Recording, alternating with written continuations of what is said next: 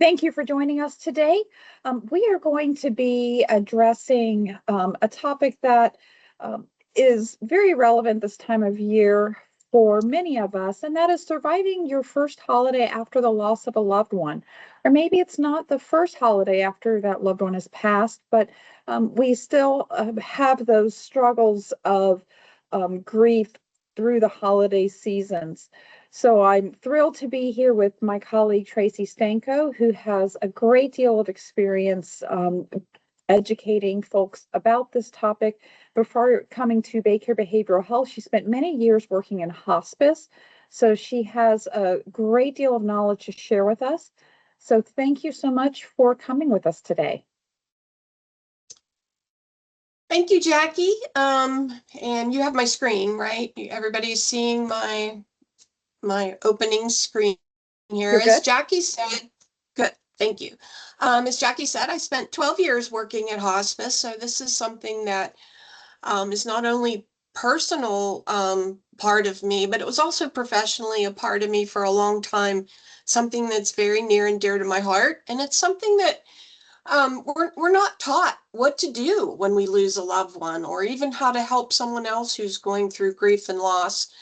So I hope you'll be able to pick up some things today that you can take with you along on your journey. So today we're going to talk about navigating the holiday season after a loved one is lost.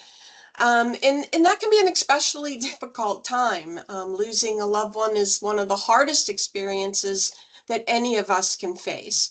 And while there's really no one-size-fits-all approach to grief, I hope that you'll walk away with some compassionate and some practical tips that might help you navigate this difficult time.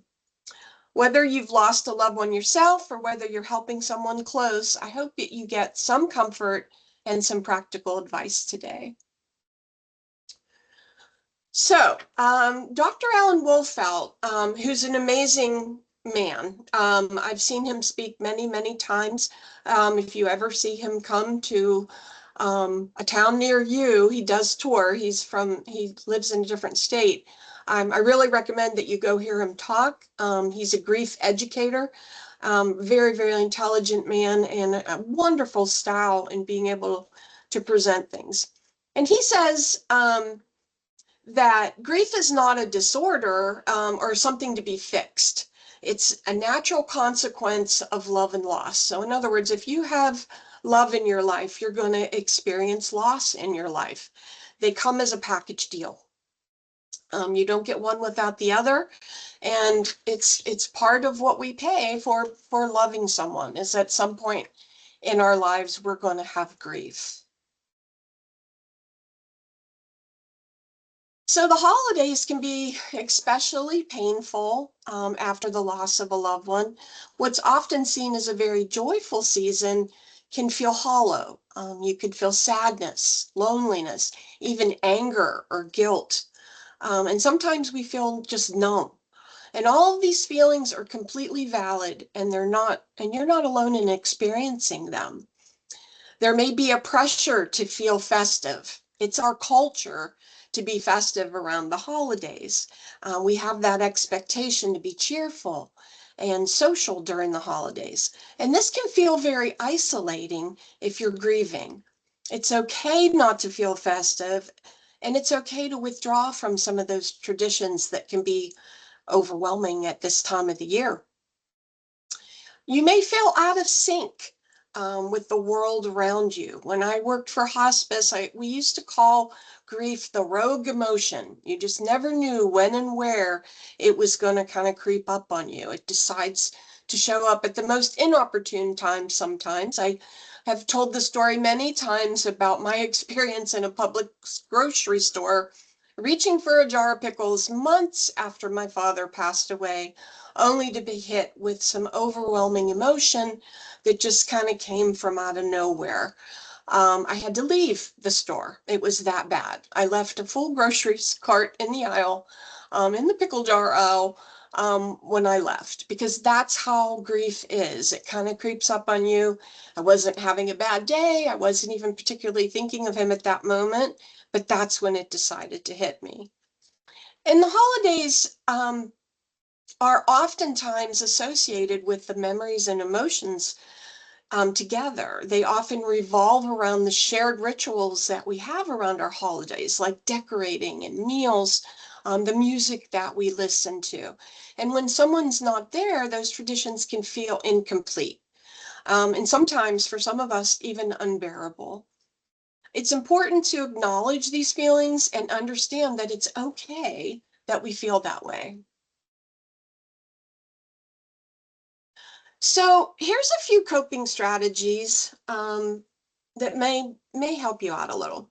Allow yourself to feel what you feel.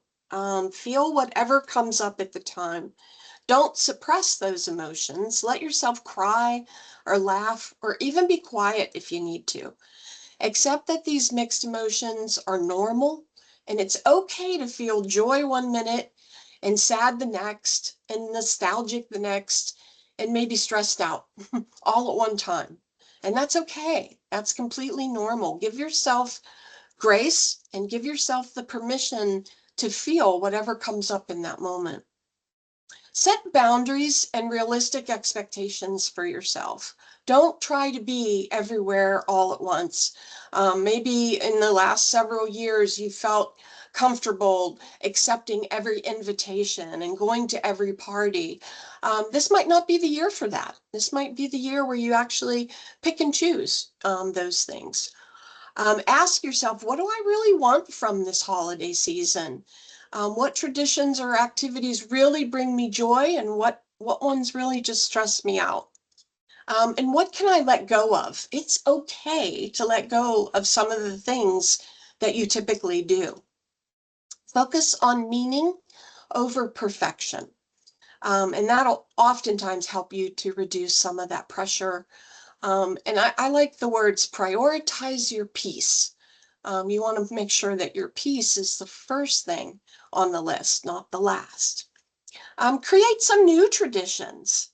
You're allowed to do that. You're allowed to change the way you've done things in the past. Sometimes we hand down those traditions and sometimes we get so tightly involved in them that we can't change them or make them different.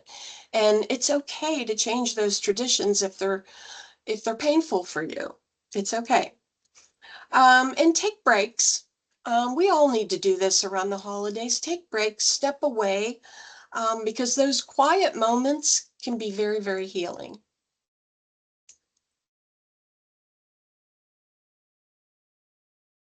Okay, so here's a few holiday care, self-care tips that can help us out.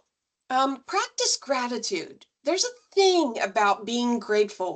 When I worked for hospice, we used to have our families who had a dying family member start gratitude journals. And sometimes they would look at us like we had two heads. But yes, there are a lot of things to be grateful for. Even when you lose the most precious person in your life, there are still things in life to be grateful for. And sometimes that's hard to see at the time. But keeping a journal and writing those small things down, even if it's as little as the sun came up today, and I'm very grateful to see this sunny day. Those kinds of things change your brain chemistry.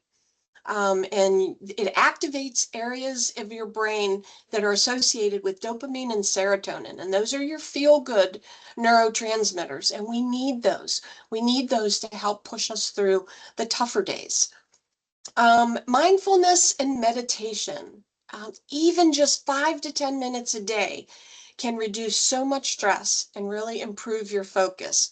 So not everybody has a meditation practice that they use, but that's okay. Just 5 to 10 minutes of even just sitting with yourself in peace and in quiet can be really, really helpful. This is a good time to limit your social media. Take breaks from scrolling. We will scroll through everyone's holiday pictures and look at what seems like to be that perfect Norman Rockwell image of people's family get-togethers. And I can assure you that those are not true. You know, when on social media, people put their best images forward, and families are just like us. They have imperfections and burnt turkeys and all the things going on as well. Stay active. Now is not the time to sit and be still the entire day, right? We want to go for walks. We want to stretch. We want to do some short workouts to keep that energy up. Even if it's just a brief go outside for 5 minutes, you need that vitamin D. Rest well. Prioritize your sleep. Make sure that you're getting enough sleep for yourself. Our schedules get really busy. We need that extra nap if we can get it in. Eat mindfully. You notice I didn't say eat healthy. It's very hard to eat healthy around the holidays, particularly for those of us that work and all the holiday goodies start coming in. But at least be mindful of it. Be mindful of maybe how much sweets that we're eating, and just be sure we have some balance in there and that you're getting some good nourishing food because you need it during a time when you're grieving. Connect intentionally. Make sure that you're spending time with the people that lift you up. Even if it's a quick call or a text message, reach out to those people that make you feel good. It's not the time, sometimes around the holidays, we're busy trying to reach out to everybody and do for everybody. And not all people in our lives are at the top of the list. So we want to reserve this time for those people who we intentionally want to spend our time with. Create joyful moments. Watch a favorite movie. Anybody else a Hallmark movie fan? I am. Many of their movies, in fact, most all of their movies, you walk away feeling really good about them. And sometimes it's the perfect escape for helping to lift you up. Maybe decorating or listening to music. Music is a very uh, connective medium. I can still put on Christmas songs that I remember that bring back decorating Christmas trees with my grandparents just because of a song that triggers that. So music can be very powerful when we're grieving around the holidays. And remember too that grief is exhausting. Your physical health and your mental well-being matter too. That healing takes time, and there's really no deadline for when you should be feeling better. It's all on your own time. So I mentioned earlier that new traditions was a good way, was a good coping strategy. And I want to share a few ideas with you because I hate when they do presentations and they say, well, you should do this, and then they don't tell you how to do that. So what I wanted to do was comprise a list of some possible traditions that could help honor and heal. Memory days is a great one. Choose a special day each year to honor your loved one that you lost. Maybe it's their birthday. Maybe it's a holiday they really loved. Maybe it's one of the two big ones coming up, like Thanksgiving or Christmas. Some way that you could just make that be the special day to honor their life. Legacy projects are a great way to heal. Starting things like a scrapbook. I love those online photo albums that you can put together. I did one of my dad for my mom after he passed away, and it's just very special pictures. I may not necessarily be the best pictures of him, but they were very special times and things that she would remember in a very positive way. Acts of kindness in their name. Do something that they would have loved. Volunteer. Help someone in need. Maybe handing out flowers. We lost a loved one when I worked at hospice, and she was younger.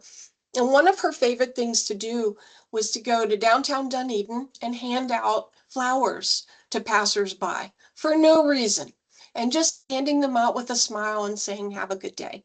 And so we did that. A group of her girlfriends and I, we went to downtown Dunedin and did that in her honor. And it made us feel really great. And we touched a lot of lives that day too. Light a candle ritual. So lighting candles can be a great way to honor someone. My father-in-law lights a candle for my father, and then he'll text me and say, hey, I wanted to let you know I lit a candle for your father today at church. And that means a lot to me. So lighting a candle in someone's name can be a wonderful reflection of them. Plant something. Plant a tree, flowers, a garden in their memory. Watching it grow can be comforting, and can be a really nice symbol of life, and continuity. Create a remembrance space at home. Dedicate a small area in your home with photos and keepsakes, which can also be an incredibly peaceful place to sit and remember and reflect. Write letters. If you're a letter writer, writing has an amazing way of helping us to connect with people, and even the people that we've lost. Write them a letter. Tell them what you did today. Tell them that you're missing them and that you wish that they were here. It's a great way to be able to get your emotions out, particularly if you want to have that quiet space. Attend a gathering, or toast, an annual gathering or toast. Invite your close friends for a yearly toast in their honor. Share stories, laugh, cry, celebrate their impact that they made in your life. Preparing their favorite dish, and sharing stories with it. In my family, when we lost my grandfather, he was the only one in our family that liked cranberries. And to this day, we put cranberries on the table and nobody eats them. Nobody touches them. We throw them away every year, but that's for him. And we love doing that for him. And we all kind of get a giggle out of it. Don't tell the food police. We don't mean to waste food, but it's something special for my family. And it's like he's always there. Play their favorite music. As I mentioned before, music is very powerful in so many ways. It can really preserve that history for you and bring back some really vivid memories. And one last one I'd like to talk about, which I think is really important, particularly for the first year after you lose someone, are rituals about maybe having a space at the table for them. For some people, that's really important. The holidays can be so chaotic and painful at some time, but having a ritual can bring your family together. And having that empty chair at the table, maybe with, as this one shows, with their picture in it, or some special things on the chair, like their hat or or something, a sweater or something of theirs. When my husband and I got married a few years back, we got married out in the desert. We only had 12 chairs and we had about 40 people at our wedding. But one of those chairs was for his mother, who had passed away that year. And she had flowers on that chair, that said Mother of the Groom. And it was our way of honoring her, even though she couldn't be there. So it's a great way to do that. So over time, grief may soften, but it doesn't mean that the loss is forgotten. Okay, so healing is about learning to live with the absence, while at the same time being able to honor them and honoring that memory. So this is a holiday tribute. Holiday tributes at Thanksgiving dinner time or Christmas dinner time, or any family dinner that you do, are a great way to extend that honor. And I wrote this one, actually I found online, and I thought it was beautiful and just want to read it to you. You can come up with your own tribute and do that at your family meal. But this one says, "We gather with hearts full of love and memories. Though your chair may be empty, your presence is felt in every laugh, every story, every quiet moment. We remember your warmth, your joy, and the way you made the holidays brighter just by being there. Your spirit lives on in the traditions we keep, the recipes we make, and the songs that we sing. As we light this candle, we honor your memory. As we share this meal, we carry your love. As we celebrate, we hold you close, not in sight, but always in soul. You are missed, you are loved, you are remembered, and this holiday, like every day, we celebrate you." And if you want copies of any of these, if you just let me know either in the chat or email me, I'm happy to send these slides to you. I'm happy to do that. I love that holiday tribute. Okay, so after the loss of a loved one, especially around the holidays, having access to compassionate support systems can make a meaningful difference. This isn't the time necessary to isolate. You want that support. You want to be around those people that love you. It's crucial. You want to reach out to friends, to family, maybe even support groups to kind of help you through a tough time. Talking to others who understand your grief can ease your burden and often make a huge difference. I don't know if you know this, but your EAP is grief support. Your Baycare Employee Assistance Program offers confidential counseling and resources that can help you cope with loss, whether it's a recent loss or maybe something that you sustained a long time ago. Our trained professionals can guide you through the emotional, the mental, and sometimes even the physical challenges that grief may bring. EAP counselors are trained to help with grief and coping strategies. They can help you process those emotions, manage daily functioning, and find meaning after a loss. Remember that your EAP extends to your immediate family members, like a spouse, partner, or any of your dependent children who also may be experiencing the same grief that you're going through. And remember that grief has no age. Children grieve too, but their experience is very different. They may express it through behavioral changes, um, through the way that they play, through the gestures that they make. They may question, they may have a lot of questions, and it may be even through silence. And I know people have very different feelings about taking children to funerals and things like that. I myself am a big supporter of it. I believe children need to experience grief so that they're adults who can handle grief. When you hide children from those sad times, it's harder for them as adults to be able to work through them. What children really need during this time is honest, age-appropriate communication about death and loss. Obviously, when they're 3 and 4 years old, they're not going to have that same um, dialogue, that same conversation with you that they might when they're 10 or 11. They want reassurance that they're safe and that they're loved. They want permission to grieve in their own way and on their own timeline. Routine is very important for kids who are grieving. Making them feel stable and secure is also very important. And give them opportunities to remember and talk about the person who died. It's just as important for them as for us adults that they can draw those pictures and share those stories and talk about, why is Grandpa in heaven? Can we talk about him? Remember when we went to the beach together? All of those things are really important for kids. So you want to be patient, listen without judgment. Don't try to rush and fix them. Seek professional help if needed. Your EAP can definitely help children who are grieving. And we have counselors who actually specialize in child grief and trauma. Okay, these next couple slides are really important to me because words matter. I've said it many, many times in different presentations I have. The weight of our words can really affect people.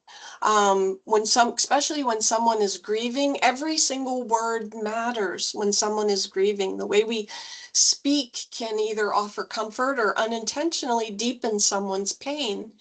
So here are some gentle phrases to say to someone who's grieving grieving the loss of a loved one, especially around the holidays. I'm so sorry for your loss. I can't imagine how hard this must be for you. I know the holidays can be especially difficult. I'm here for you. There's no right way to feel right now. Whatever you're feeling is okay. You don't have to go through this alone. I'm just a phone call or a message away. It's okay to not feel festive. You're allowed to feel whatever you need to feel. And you're doing the best you can, and that's more than enough. Very gentle phrases, opening yourself up. You don't have to be a poet. Um, you just have to say something meaningful and warm. And consequently, words can also hurt. So we want to be very careful not to use. I've heard every one of these four things. At least they lived a good life. Everything happens for a reason. You should try to enjoy the holidays, and time heals all wounds.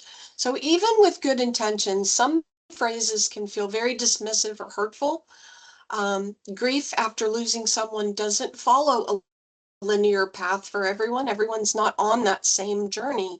And it doesn't erase the pain, it just changes shape as life goes on. So we want to be more present, and less worried about having to say.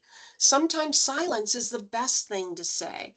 To say, I don't know what to say, but I'm here for you. I'm present. I can be here for you. Because we're not always taught the right things to say.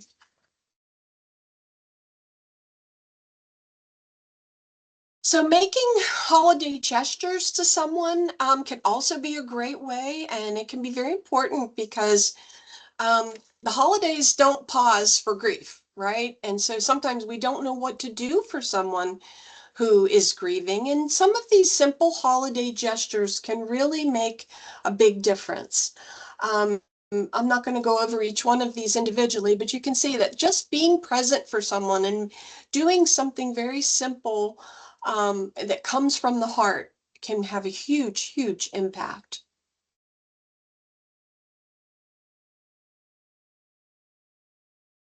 Okay, so grief doesn't take a holiday, and that's okay. The season may look different, it may feel heavier, and it might pass more quietly. But even in the quiet, love still remains.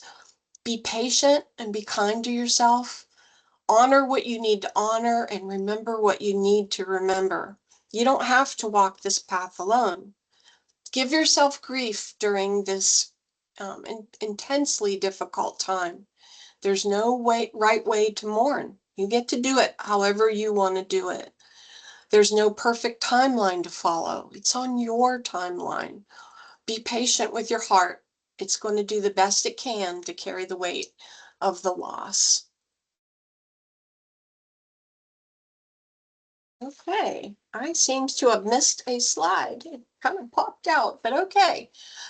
So that's what I have for you today. I want to thank you for joining us. I'm honored to have shared this time with you. I hope today brought you some new insights. And before we close, I just want to invite anyone who may have thoughts or questions or reflections to share. Please, you can unmute yourself and chime in if you'd like to. Put something in the chat. We're happy to do that. I'm going to ask Jackie to stop the recording now.